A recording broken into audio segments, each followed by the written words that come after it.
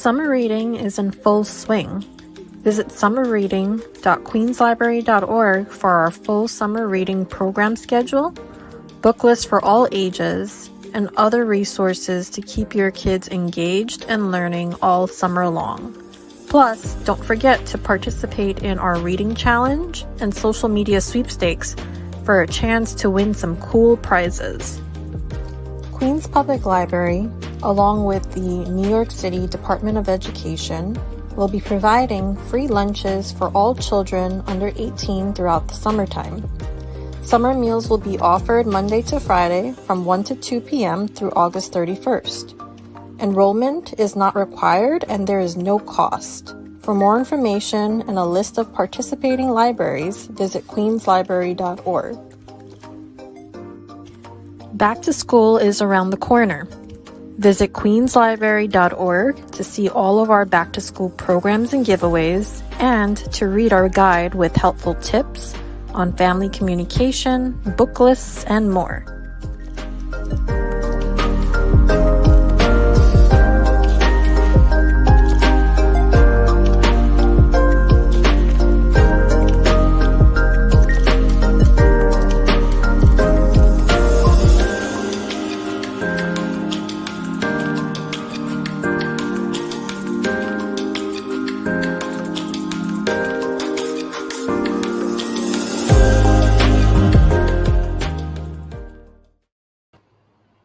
Welcome to Queens Public Library's talk with Diane Seuss, Pulitzer Prize-winning poet of the collection Frank Sonnets.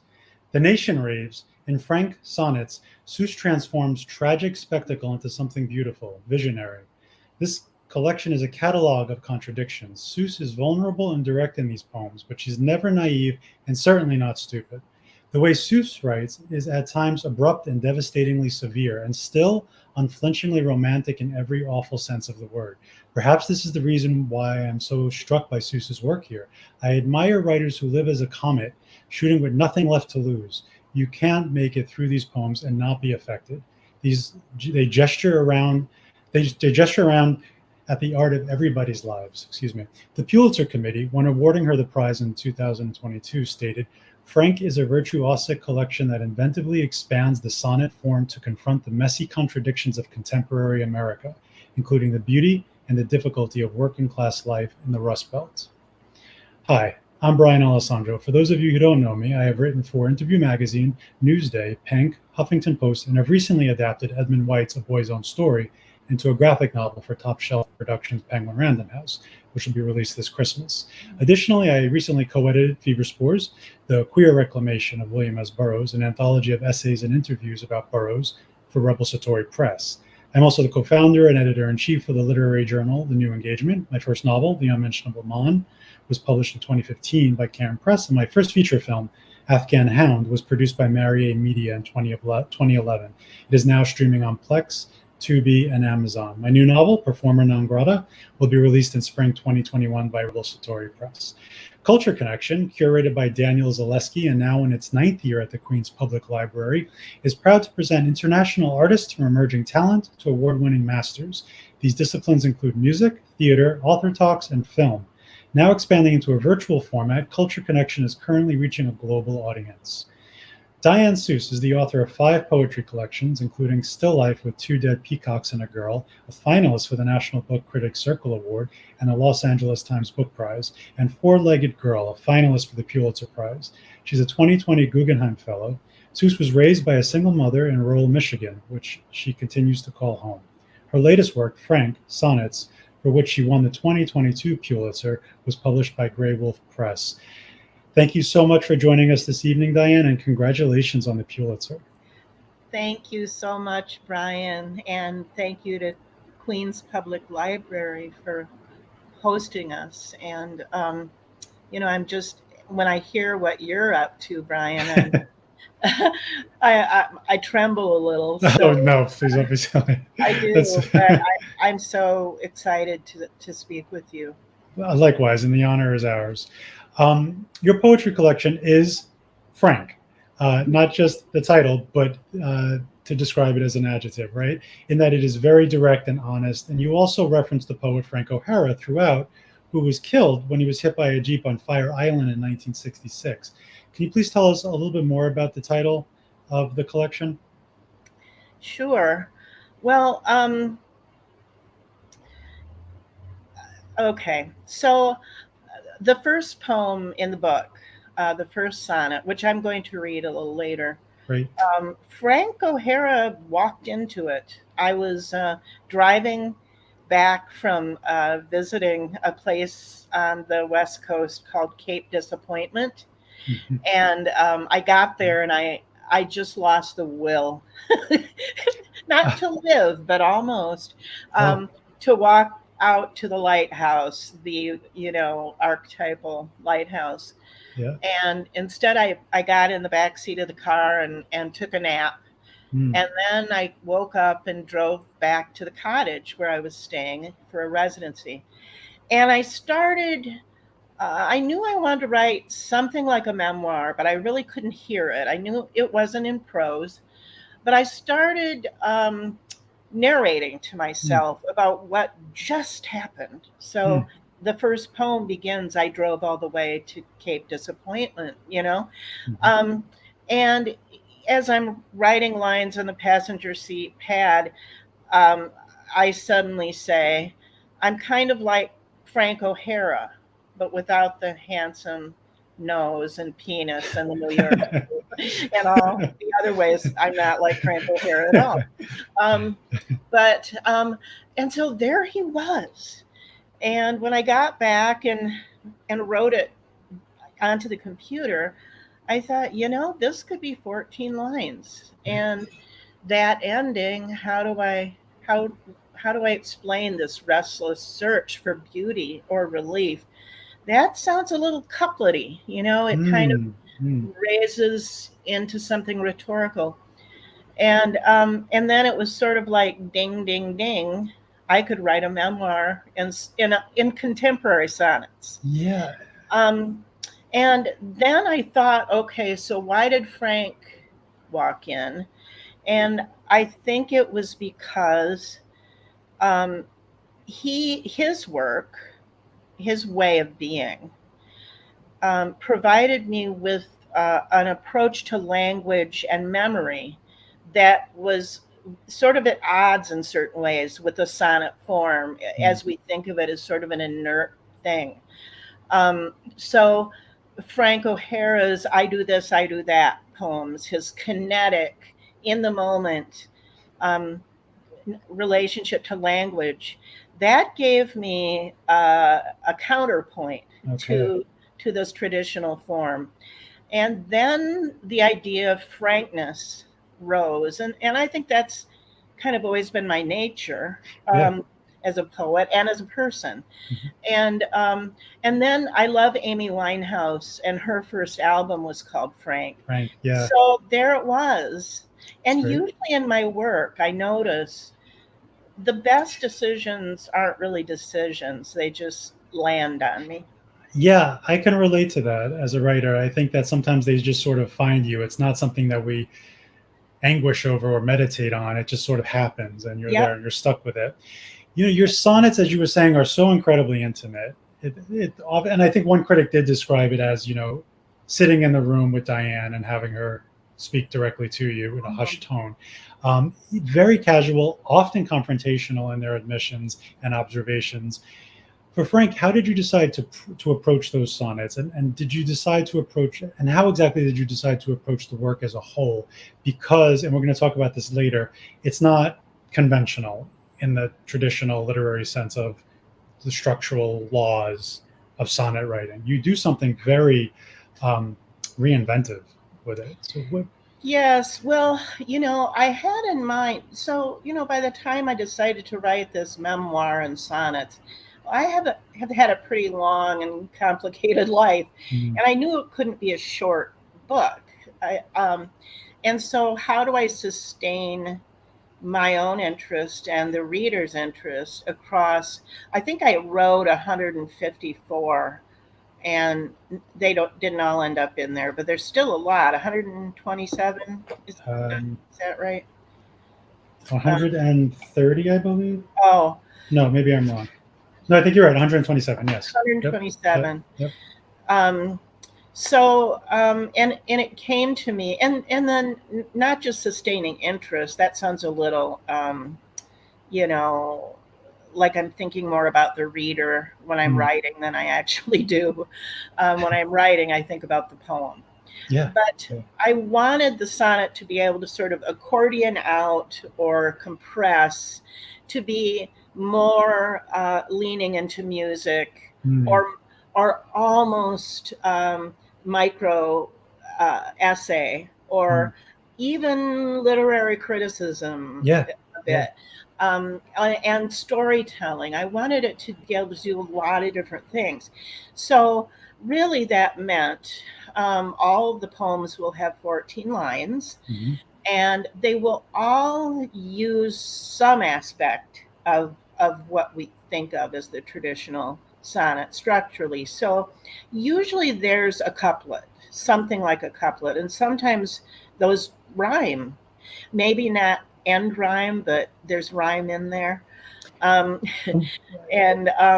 then most have a turn and a volta, and if you look for it, it's there. But some are pretty rhymey. The famous poets came for us. They came in us. That one, that's a very rhymey sonnet. The lambs this year are dumb, but lambs are dumb, both metrical and rhymey. So it really depended on the needs of the subject and just how I heard or didn't hear the music of a particular subject. And I liked that. I liked that. It made me love the sonnet even more, that it was freeing on some level, right? Yeah. It was giving me it was giving me permission, and not just asking me to follow the, color within the lines. I love this idea of allowing the subject with a topic with a theme to lead, and I want to talk to you about that in a second. But for our viewers, if you don't know, the Oxford English Dictionary defines a sonnet, right, Diane, as a poem of 14 lines using any of a number of formal rhyme schemes, in English typically having 10 syllables per line. And so when we're talking about like what a traditional sonnet does, that, Diane is sometimes abiding by it and then sometimes restructuring it as she goes, which is almost on impulse. Yeah. What are some of the themes that recur throughout this collection, and maybe even your others? And is there an overlap or a conversation between Frank and your previous work? Oh, wow. Well, I would say the overarching themes of my work are tension between desire as kind of an engine for poetry, and desire as a drag and kind of a boundary that I always want to escape. Love of other, moving into throwing off sort of conventional notions of love and arriving at some kind of relationship with myself. And that happens in Four-Legged Girl very intensely, and I think it happens in this book too. And then the working class and the rural, and how that can rub up against, so-called high art. What are the is high art a gated community, or is there a place for people like my mother and my sister and me? The end of Still Life with Two Dead Peacocks and a Girl, my book before Frank, the last lines of the last poem are, "I wanted my mother, and that is why I left paradise." This is great, and it makes me think about a few things. Is it fair to say that it has a quality of like Dharma punk? Is that fair to say? Like there right. Just hit the nail. Like it has this quality of Buddhism, but also punk, and I love that marriage. And then it made me think about what we were talking about before we went live, which was how, so many people are so excited about your Pulitzer win because it represents a lot to many people, that you don't have to abide necessarily by the conventional formulaic New York City MFA network till you drop approach to succeeding in literature as a writer. You can live in Kalamazoo, Michigan, and you can write this beautiful collection of work, and the establishment, the powers that be, can say, hey, raw talent is raw talent is raw talent. Forget about all this other stuff that helps you succeed. You did it on the steam of just good old fashioned raw talent. And that's, I think, very galvanizing for a lot of people around the I world. hope so. I hope so, because that the limitations of that other model, I I think they're ultimately not good for poetry. Yeah. And when the doors open, which they have, of course, for many of us over the last, 30, 40 years, um, there's just, it has more application, more energy. It's not just for people in classrooms, which, I always hated classrooms. Yeah. Yeah. There were only maybe 2 classes I ever could stand. And I was a teacher, but I Yeah. taught the classes I wish I'd had, Same. and I made them hilarious. They Yeah. ought to be. I mean, education ought to be hilarious. It Yeah. usually is. So yeah, it's I really kind of I'm surprised, because I don't think most people who knew me growing up or whatever would say, what a self-disciplined young woman. Hmm. But I was very self-disciplined as a writer. Hmm.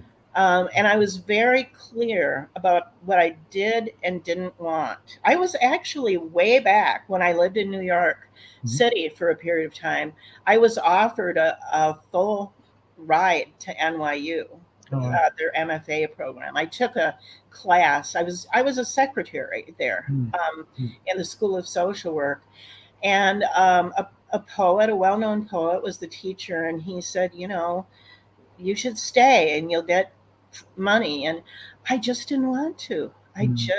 There was something in me that just said no. You were done with all that, as Joan Didion once famously said. Exactly.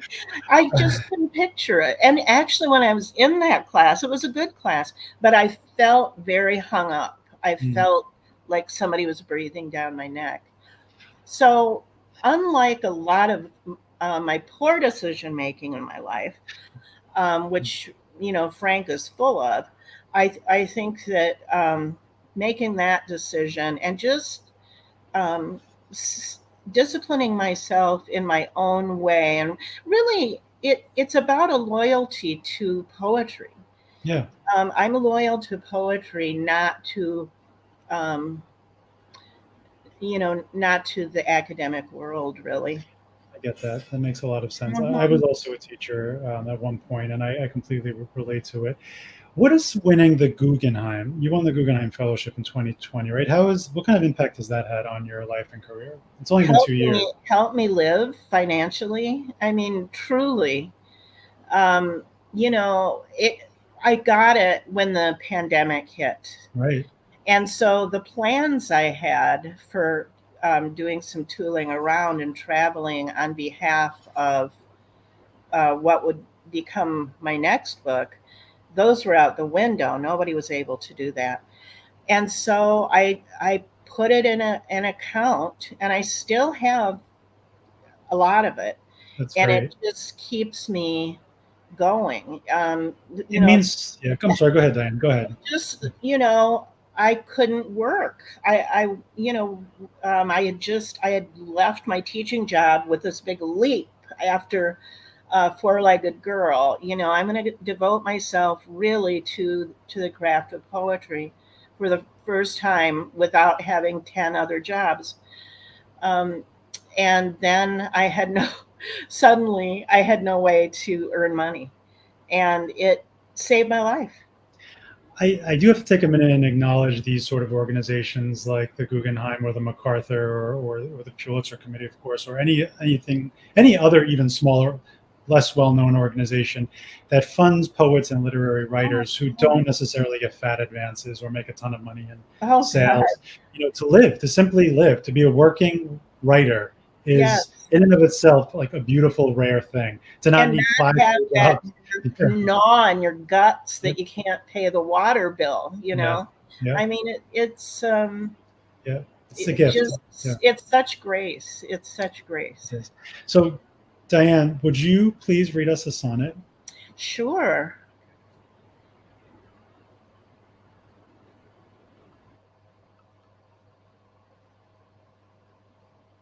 And again, thanks to Brian. So this is for him. I drove all the way to Cape Disappointment, but didn't have the energy to get out of the car. Rental, blue Ford Focus. I had to stop in a semi-public place to pee on the ground, just squatted there on the roadside. I don't know what's up with my bladder. I pee and then I have to pee and pee again. Instead of sightseeing, I climbed into the back seat of the car and took a nap. I'm a little like Frank O'Hara, without the handsome nose and penis and the New York school and Larry Rivers. Paid for a day pass at Cape Disappointment, thinking hard about that long drop from the lighthouse to the sea. Thought about going into the Ocean Medical Center for a checkup. But how do I explain this restless search for beauty or relief? Brian? So beautiful, Diane. Thank you, and thank you for dedicating that to me. That was a very nice surprise. Yeah. And it's a tremendous work, and to have my name mentioned in the same sentence with any one of those lines, I'll take it. What misperception do you think most people right now have of poetry? That they can't understand it. Yeah. And, unfortunately, some of the work feeds that. But I'm not one who thinks all poetry should be crystal clear or easy or even immediately accessible. I love hard poetry. Sure, I same.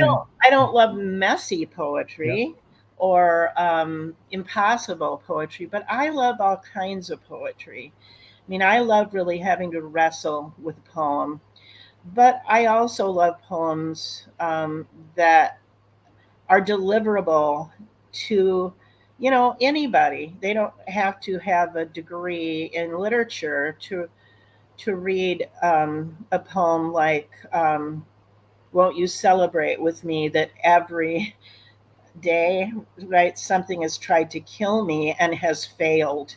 I mean, that's those lines by Lucille Clifton you can carry into war with you. Yeah. There's utility. There's utility to a lot of it. Yeah. And people, and it's personal. It's personal. It's not this stodgy, stuffy thing, right? It's Right. alive. And it doesn't have, it doesn't need 1,000 words. It may only need 5 lines. One of my favorite poems, I love Emily Dickinson's Much Madness is Divinest Sense, which is just a few lines. And I love Keats, one of his last poems, This Living Hand, Now Warm and Capable of Earnest Grasping, where he basically says, give me your lifeblood so I can live again. Yeah. And touch me through this paper and bring me back. Poems like that just arrive and you don't have to, get out the toolkit. So there's room for all of it. But I do think that many people, the first thing they feel, and probably it's because they weren't exposed to poetry correctly, or it was already taught with anxiety. But the first thing is, I don't get poetry, so don't look at me, And I think that's sad. it's a shame because they're missing out. That's at the end of the day, Yeah. they're doing themselves a disservice. Um, so your work, Frank, it feels very revelatory, deeply personal, and conversational, as we said earlier.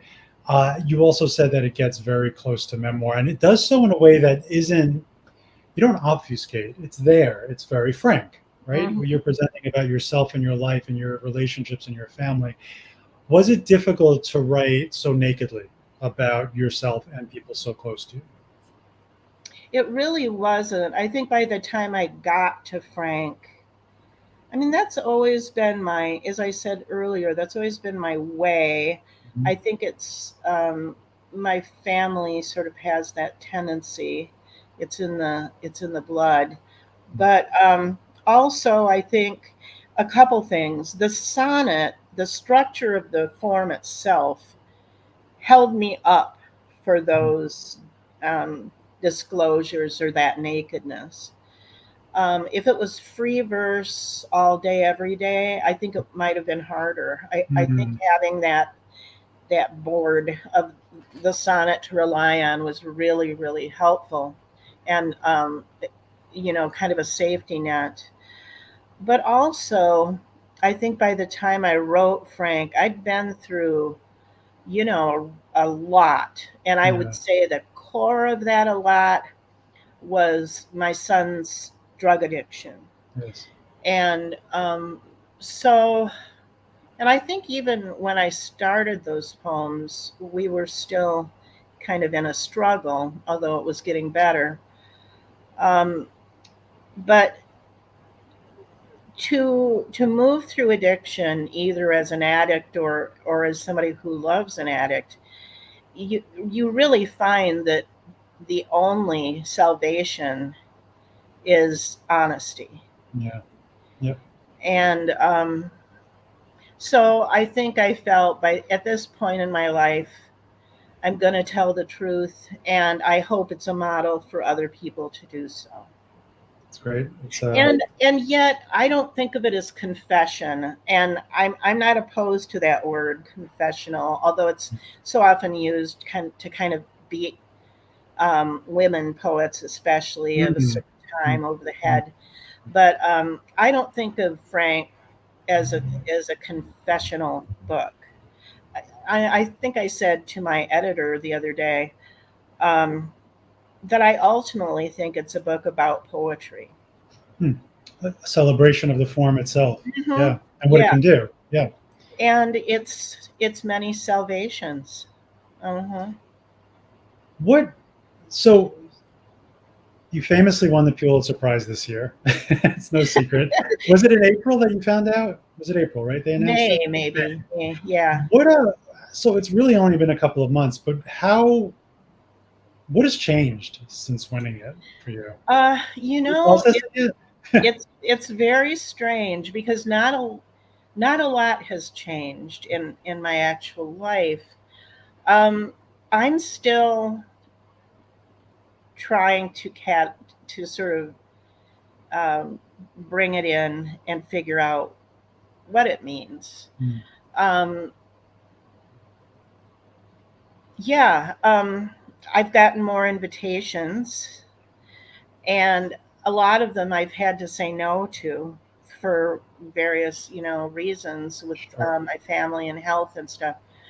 And that's been, it's kind of like I reached this pinnacle, and I, at my age, I have this notice, that Hmm. I have persisted since I was a teenager at this craft, Hmm. and I got to this place unexpectedly, and I can't fully sort of, and I'm going to use this word intentionally, capitalize on it Hmm. because of the nature of the world right now.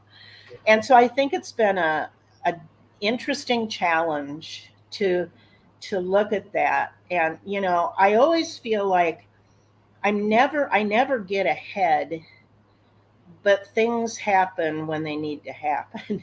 Hmm. um, Interesting. and that there's a part of it all that's kind of saying, you know, you're still you. You still have the same struggles. You're still from and of the same place. Yeah. And it's a wonderful honor. And at the same time, when I face the poem, when I face the page, I think the book that I just finished is probably the hardest thing I've ever written. Um, What's that called? it's called Modern Poetry, And and that'll be it's out next year? 2024. Okay. Yeah, it's done pretty much, but it has to kind of get in the pipeline. Sure. And also, Grey Wolf is so great at knowing how to time things, and in about 3 years between books is sanity. Um, Do you worry ever? And you said something really key about it's a great honor, this enormous thing that's happened to you. But a part of you has to sort of put it away when you go back to work. You can't oh let it sort of hover because it'll possibly spoil the work, right? yes, yeah, and before Frank, got any sort of not acknowledgement or honors, while I was actually waiting for it to come out, I was already starting to write poems that were really different from Frank. Mm. And that is always what I charge myself with. So whatever you did and did as fully as you could, okay, set it down. I mean, maybe that's the Dharma punk, right? Yeah. but I Yeah. want to just reference something you wrote in Frank that I thought is really relevant to this Okay. topic. You write about the different demands each type of writing makes on the writer: fiction, poetry. Um, Literature is a dangerous business, you write. The entrapment of form in poetry, plot in fiction can be claustrophobic to a person like me, and no trellised exit. One can find themselves not just lost, but impaled on the tangible details of someone else's world. It made me think also, have you ever written fiction or do you intend to? I'm terrible at it. I mean, Okay. I've tried, but it's just poems and prose. It's not how I do write essays, and I Right. think I write them quite well. And I don't write, I mean, the essays might be image laden, but they're reasoned rhetorical essays. Right. But fiction, I don't think in plots. I think I Mm. could pull off a Virginia Woolf ish. You could do worse. I know. I'm not Speaking saying of, it would be good. I'm saying that sort of mental, gotcha. Sure. That sort thing. of formlessness and Yeah, and ruminations on see where it everyday life. goes. Right. I could enjoy that. It would probably be gobbledygook, but I think it'd be brilliant, probably. But maybe so I'll try. please do someday. I would love to read it. So aside from Frank O'Hara and Emily Dickinson and probably Virginia Woolf, as you referenced, who are some of your influences, Diane? Mm. It depends on what I'm working on. I'm very much influenced by people who aren't poets. Mm. So, for instance, I read philosophers. And for Frank, actually, I read a lot about memory, the functions of memory. I was interested in getting at not just memory, but how we remember, how Wow. I remember. And then for Peacocks, I was reading art history, art criticism, and especially a book called Looking at the Overlooked, 6 Mm. essays on still life painting. It just blew my mind. And I was looking with my eyes. Yeah. And I was looking at the paradise of art and of the natural world. Wow. But as poets, for poets, right now, for instance, I'm very influenced by Keats. Mhm. And not exactly the way he put words on the page, but his condition, his situation, and how he persisted with the lyric voice despite being a young man knowing he was going to die. Yeah, incredible what he did. And his love of beauty and his fear that it wouldn't be enough. I just love him. And in fact, I have a poem coming out in the New Yorker called Romantic Poetry that's sort of about making out with Keats' death mask. Oh wow. Yeah. I love that. So I take these people seriously. Yeah. What was it? A thing of beauty is a joy forever, is it? Yeah. Yeah. Yeah. Um, And and so yeah, Keats, Dickinson. I have to say, I tend to be influenced by the old poets, even if they're nettlesome, even if they were assholes, yeah. which most were, and so am Sure. I. But yeah, I have actually another little poem about Keats that's new, where a friend of mine who's a kind of Keats scholar says, "What are you talking about? He was short. He barely would come up to your tits. He wiped with leaves. Yeah. He didn't brush his teeth. You couldn't have stood him." Well, I'll let you discover how I counter that in the poem. It's going to be in poetry in October. In October. Okay. It's called Romantic Poet. Wow. I'll look out for that. Yeah. So, um, yeah. So even I feel like the influence is less. Here's how to put words down than it is. Here's. It's almost a melding of souls. Hmm. And I Okay. felt that with O'Hara. I felt him as a very nettlesome muse during Frank.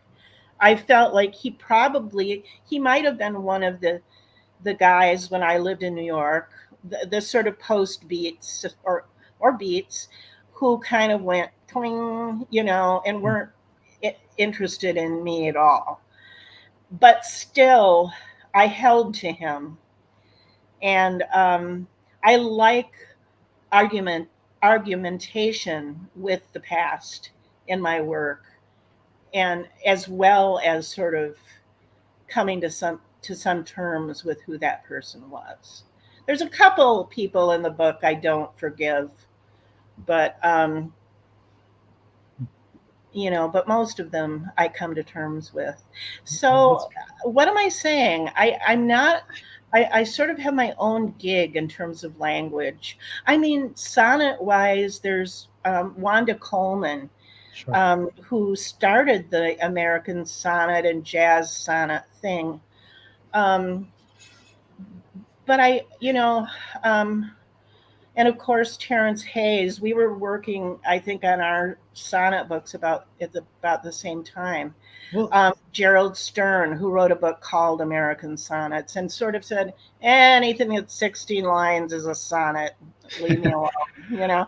as, Yeah. So as I read for what I'm working on. but as you're naming names of people who have left impressions, your collection looks at certain icons like Virginia Woolf, like Elvis, like Hart Crane, like Jeff Buckley. Mm-hmm. They died hard, is how you describe them, I right? I like an icon who dies hard. Yeah. Yeah. There's something enigmatic, right? And it's hard to articulate, but you do it exquisitely anyway. Well, You articulated it anyway. I watched my father die hard when I was a child. Mm. He died when I was 7, and I never knew him well. Oh. And so it's definitely a kink for me. Sure. And you mentioned the cover of Frank, and that's my friend Mikkel, who died of AIDS, and he's in the book quite a bit. And so, living through as a younger person that whole period of time, and losing such a precious person to me, and then he and his friends losing each other in massive numbers. That's a big core of the book. Yes. Diane, to that end, would you mind reading us another poem? Happy to. Actually, I have one in that.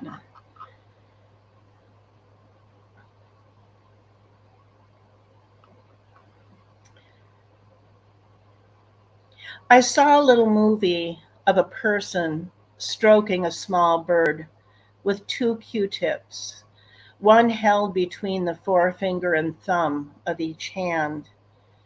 It tipped back its head to receive the minor tenderness, which to the bird must have felt like being touched by God. For a moment, I knew what it would be to feel at the mercy of love, small scale, the kind shown but not spoken of. I was afraid to touch you. I was afraid of the lesions you described to me over the phone, their locations and the measurement in centimeters of each. Jesus marks, you called them. Also, I would be prepared and unafraid, or less afraid, but still I was afraid of dying like you were dying.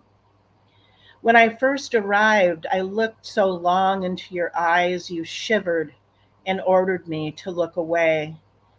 You were imperious in your dying, yet courtly about my fear. You understood, as if I were a child afraid of lightning storms, which I am, having at age 10 been struck. Out of the blue, you said that once you were dead, I'd never be able to listen to Blue again, Joni Mitchell's Blue, not just the song, but the whole album. It was a minor curse you lay across my shoulders, like a fur dyed blue. And so I listen now, in defiance of you. In the listening, the pronoun shifts. We are listening. There is no death.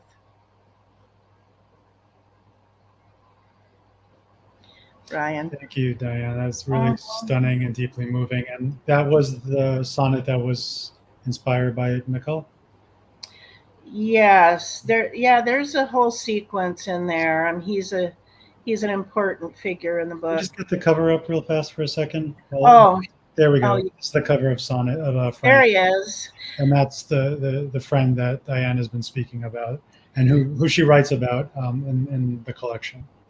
I love this photo, and I knew the minute I saw it that it had to be the cover, because it's erotic, but it's also mock, masculine. Yes. Yeah. And it was right. I think it was right when he had discovered he was sick, and was beginning to look for magic cures, and a friend of his who is still a friend of mine was taking him on a trip, on a journey, and took that photo in a hotel. And I just, it's just perfection. It is. It's a really powerful photo, especially with the background that you just shared with us, the fact that he had just learned of his diagnosis. And even in that moment, he can be kind of playful, kind of kitschy, kind of mock, kind of like satirizing, masculinity and strength and toughness. And yet also on another level, maybe, challenging the disease, There's a heroic quality. Yeah. Almost, defiant. Yes. Yeah. But also we were raised in, he was raised in the little rural town I was raised in, and we met in art class, which was just the crappiest art class ever known to humanity. The teacher would say, draw an eyeball, and he could really draw. And he would draw, pictures, just quick pictures. Diane is Mae West, Diane is Betty Davis, Diane, and we just connected, and we just loved each other. And somehow out of that place, out of that cow pasture where we were raised, he arose. Smart and ironic and absurd and intellectual and snarky and beautiful. Diane, Thank you so much for talking about him so candidly and openly. Are you able to say what you hope your readers come away with? Is there ever an effect or an impression you are conscious of when you write? You, I know as a writer, I'm always torn between wanting to over explicate and assert what I'm hoping people read, and then being too subtle and too kind of veiled and too Mhm. ambiguous. Do you ever? How do you process that or reconcile those concerns? I I think in this book I wanted to be pretty blunt. Hmm. I didn't want to be coy, um, without just being, flat. But I think one of the most important things, a guiding force, as I wrote, was to not be the hero of the book, Mm-hmm. and to confess, admit to my frailties, my humanness, my stupidity, my cruelty at times, and to still find a pathway that kind of gets to love. Um, so, I mean, really, if I'm honest, I wouldn't say that's what I want to give the reader. I would say that's what I wanted to achieve Mm-hmm. as a writer and within myself. And I think you do it in a way that is unavoidable for the reader, and I think I that hope that's so. yeah. I hope so. I hope a reader, I really do now, looking back, hope that a reader comes away and think, with less sort of shame at their own flawed natures. But, um, and I think Dylan, my son, is very much the spirit of that in the book. Well, I was just going to ask you about, you write a good deal about your family, particularly your son and your Mhm. mother. Can you talk to us a little bit about your mother and the influence she might have had on you, and also Dylan, your son, and maybe Yeah. the influence he had Well, on you? my mother, just, she's a mystery. Mhm. She was raised in a small village, but from early on, she was always escaping. She was climbing out of windows. She was sleeping on the porch or in the basement on sugar sacks. She was walking backwards around the lake and getting bit by snakes. Mhm. She has a wild laugh. She married my father very quickly. She was engaged to somebody else, and she met my father. He was just out of World War II, and she thought he was hot, and they got married. Mhm.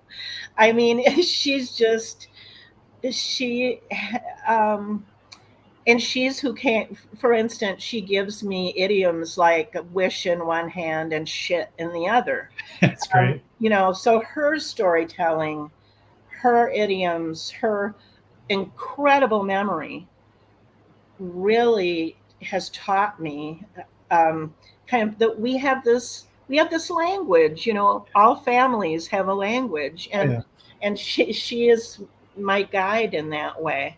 And I mean, just that, like that phrase, "wish in one hand, shit in the other," that could be on, like a tombstone. Yeah. It's everything, you Yeah. know Yep. and it's very Midwestern. it, Yeah. you know And I was going to ask you about that at some point as well, the region of the Midwest. The your work has been described as sort of like really capturing the Rust Belt, and yeah. how can you tell, how is Michigan or the Midwest informed your point of view or your voice? Yeah, well, we're called flyover. We're Hmm. we're flyover state, which means a lot of things. I mean, it's very subtle. It's very nuanced. Yeah. What we are, and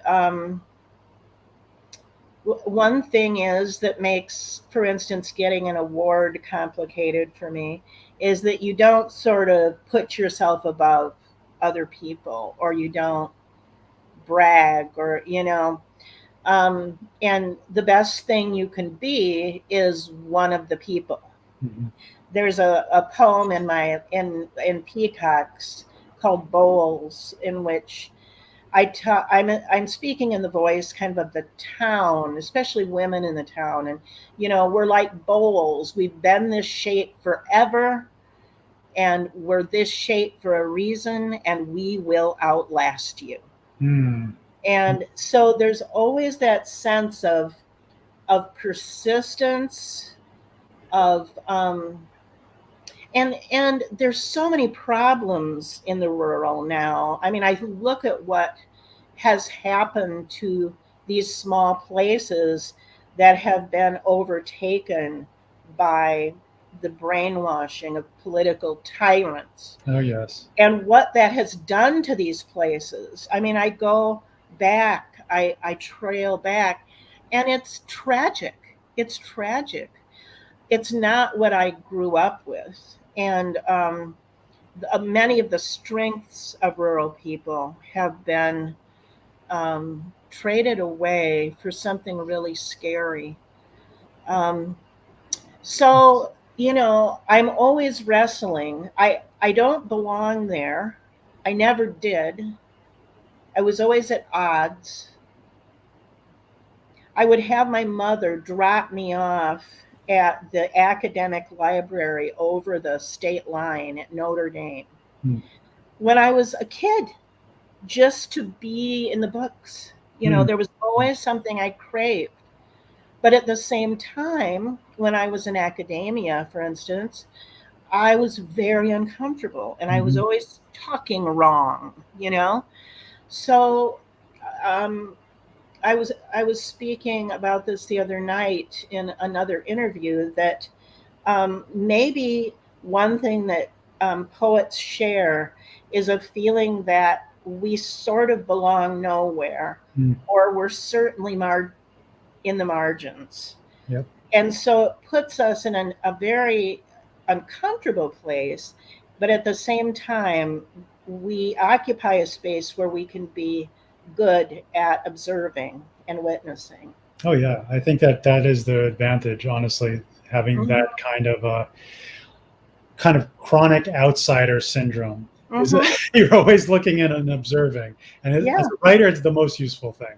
So I think it's something that I'm grateful for, and I know has certainly helped you write some magnificent sonnets in this it can collection. be really lonely Well, yeah, and that's all, but there are a couple poems in Frank about loneliness, and I say that loneliness I lusted for, I have become. mm, Not just lonely, but I am loneliness itself. mm, that's- And there's something very powerful about that, very instructive, if you have if you can stand it. it goes to your mother's idiom: hope in one Yeah, hand, shit in the other. You can't have everything great all the time. that's Um, right. I just want to tell our viewers very quickly, Dan, because we're coming to the end of the hour, that if they have questions for Diane, please start sending them in now. And we did get a comment from the writer Dave Groff. Making out with Keats's death mask, I'm in, even if it's Nettleson. I know it made my lips bleed a little. So while we wait for questions, I still have one or oh, no, they're in. Here we go. We have one already. Okay. I recently read, after the great last book of Diane Seuss, The American Sonnets for My Past and Future Assassin by Terence Hayes. In Brazil, collections of sonnets are not really fashionable nowadays. I would like to ask Diane if it is wrong to presume that a return to the sonnet is happening in the poetry of the United States. No, I don't think it's wrong at all. And I notice a lot of people coming up with sonnets, and hopefully new approaches to the sonnet. But you're right, that starting again with Wanda Coleman's jazz sonnets, there was sort of a slow blooming of an interest in that form. We see in literary history periods where traditional forms need to be, shattered and thrown away, and free verse reigns. And I love the energy of that. But then there are times when we want to return and reassess Mhm. and claim them in new ways. And I just feel a great, sort of like I do about Keats, I feel a great tenderness for the form and everybody who's touched it. And I hope that is something that other American poets are feeling as well. Another statement. Diane, I love Frank. Could you talk about process, especially revision? Every sonnet reads so fresh. Yeah, I'm a weird reviser. That is, I almost sort of like the poems are written almost as the memory is happening. I revise as I'm writing. And so I get a certain amount and then I go back and make it right. And then I write more. So by the time I'm what I call done, the sonnet is pretty much done. Hmm. Um, it's a it's an improvisation, and it needs to hold to that energy while at the same time not going off the rails. So it's like riding a spirited horse. You know, you have to kind of keep getting back on the path. But I didn't go back a lot, and I tend not to. My power is in improvisation, I Mm, think. mm. And the impulse, and the The impulse, impulse, the moment. yeah. Yeah. And part of it is I've just been writing so long. It's like a blacksmith, Mhm, who knows how mhm, to pound the metal. mhm, I've been doing it. I know how to write my poems. mhm. And so I don't doubt myself too much. We'll give it another minute or two to see if another question comes in, but I would like to very quickly touch on the attack on Salman Rushdie a week ago today. Of course, I think everybody by now knows Salman Rushdie wrote in the mid 80s the novel The Satanic Verses, and the Ayatollah Khomeini put a fatwa on his head that lasted for 30 something years.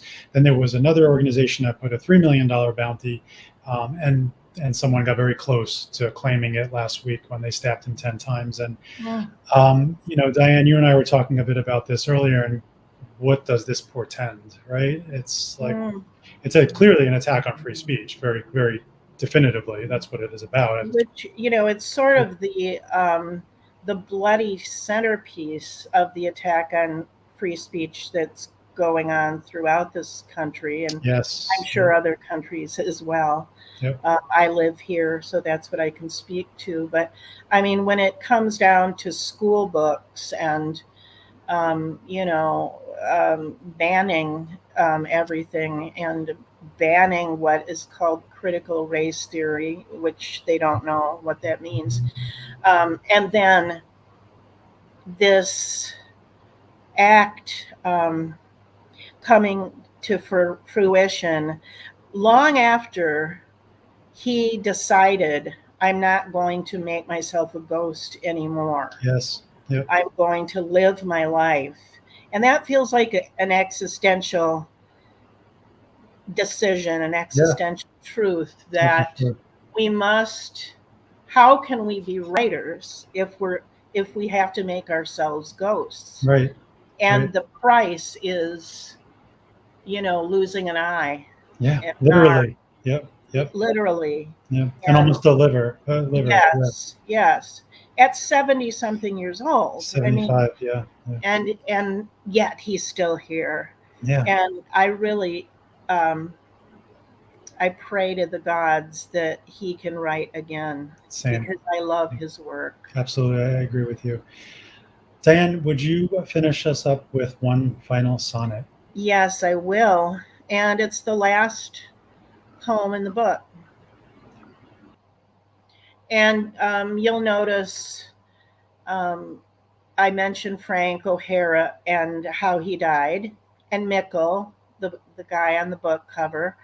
And I mention Howard, who is the filmmaker Howard Bruckner, who actually made a documentary on William Burroughs before he died. So I name drop, but you don't have to really know. I hope when it happens, I have time to say, oh, so this is how it is happening.